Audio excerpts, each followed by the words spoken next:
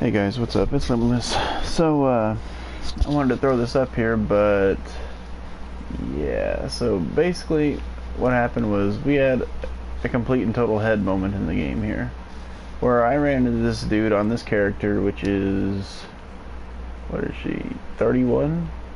Well, she was 30 at the time. I remember because it was a level lower. Anyway, this dude, he's sitting here, a 696 champion. And at the moment, 780 is the max. Next up, it'll be 810. So anyway, he was on a mage that he was trying to turn into a tank. And yet, there's 3 ways to pull aggro in this game, and he wasn't using any of them. I'm a healer right now. Like, let's go here. Activity finder, boom, healer. He was tank, and he was actually the tank in the party too. And this dude had me tank the boss because he couldn't do anything about it. Let's go here. And I'll try to put the whole chat, almost the whole thing in here. So I'm not going to read the whole thing, I'm just going to leave it up there in segments for you guys to see. As you can see, you know, he was saying that was his first tank.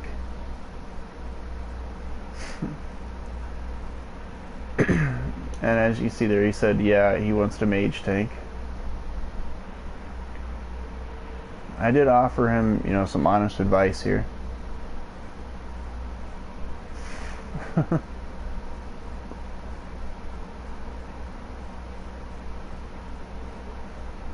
I offered him, you know, every way possible to pull aggro.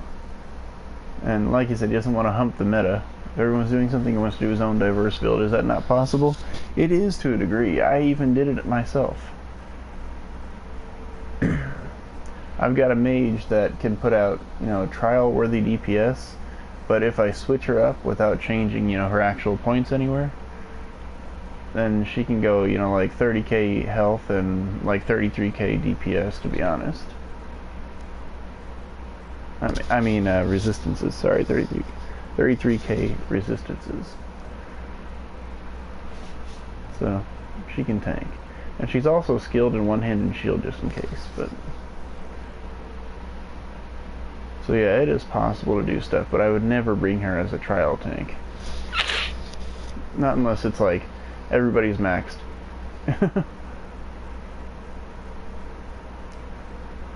See, I was trying to be nice to this guy, offer him some real and honest advice,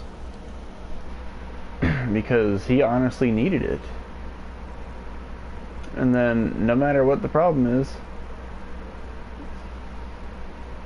you know, or what the solution to it is, or anything like that, no matter how weird or out there,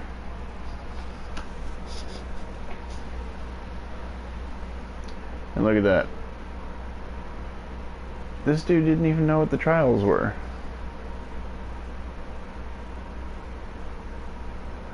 See, look at that. No matter what it was, it's either meta or it sounds one-dimensional to him.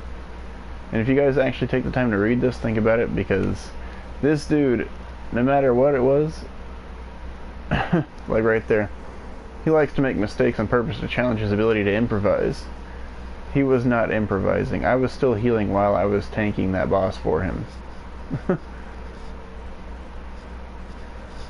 But anyway, think about it, you know, this dude, if it's not what he specifically, you know, has in his head, then no matter what, it's going to be meta, or it's going to be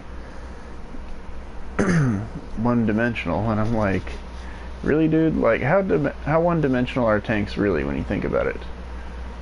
You know, there's 3 ways to tank on any one character. And yet, when it comes down to like DPS and all that, those are what's truly one-dimensional, because once you get down to the DPS, and that's all you're doing anymore, that's all you're doing. And, you know, it's great to have your rotation down, it's absolutely necessary, I'm not knocking that, I'm just saying, think about it, you know? What's more one-dimensional, you know, sitting there with the same rotation all the time because that's all DPS characters do? Or, you know, doing what I did, you know, make a straight DPS character like that can manage that, but can also manage to tank decently too. Or, you know, sitting there with a tank that You know, I have two different kinds of main tanks. One's a health tank, one's a reduction tank, like I said. And they can both do the jobs very well. Alright guys, well that is the end of his chat there, so I'm done doing that. After he stopped talking, I went ahead and blocked him because I don't have time for idiots like that. Like, I'm sorry, you know, but he was not receptive to anything I was trying to help him with, no matter how non-meta it was.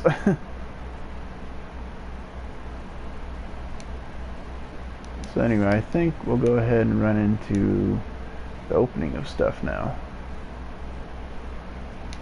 So this part here is going to be, is the event worth taking on here? As you can see, I've got 62 plunder skulls that are event boxes and 2 Dremora plunder skulls. One is public and sweeper, the other is dungeon. Let's go into the plunder skulls first to hopefully keep my inventory from filling up.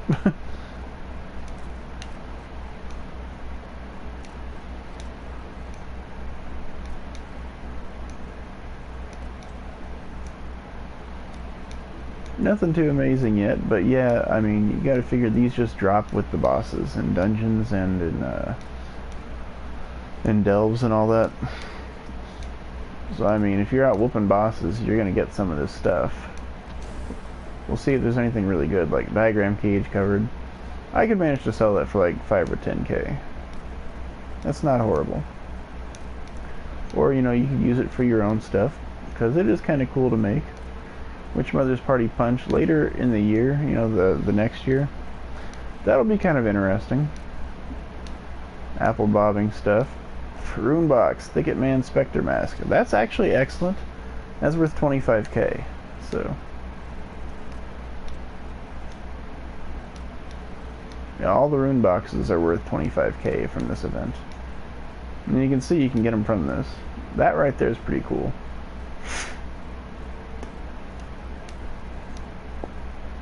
That'd be the kind of thing you'd store in your house.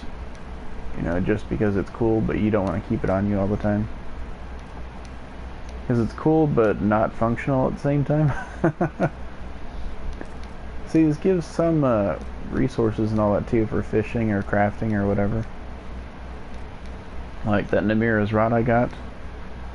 That's actually nice. But it's actually for like potion crafting and all that, so I'm not going through these as fast as I can so you can see what's in them. Blood Curse Charm. See, even that little thing is worth 250. Argonian Totem of Skulls. That's the kind of thing somebody wants too, so.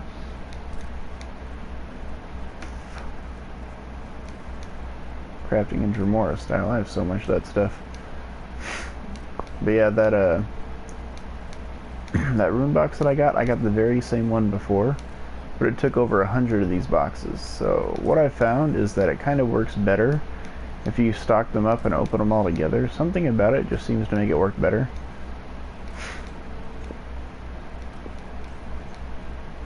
Because yeah, it was like last time I had opened, you know, actually to be honest, like about 100 of them, and then I stacked up like 40 of them and opened those, and in that 40 I got the other rune box. So okay, so now let's go ahead and check this one out. Public and Sweeper. Oh, it's not terrible. We got another Dremora motif. The Dremora sells pretty well. And then Apple Bobbing Fenwood Ladle. I already got that one, thanks. And Dremora again. Good stuff. See, I've got these 4 right here. I think there's 7 of them, it says. 1 of 7 parts. Yeah, it is. That one's worth even more because it's a huge pain to make, whereas the other ones, you can just get them. Let's see if I have it here. Yep, there it is. As you can see, it's not bound, so like I said, you can sell it, no problem. There's a bunch of stuff. I'll honestly give these 2 to Little Bro. And any of these that I can't use on this character. So let's take a look at these. Hollow Jack, can't use that one or that. Can use that one. Can't use that. Can use the shoulders, not the swords. Whoops, I accidentally used the Dremora. That's alright. I don't care. Because to be honest, they don't sell easily anyway. So guys, I suppose that about wraps this up, you know. Moral of the story here: take part in the event, it works out, and don't be ahead like that 696 CP guy. Alright guys, well thanks for watching, have a great day, and God bless.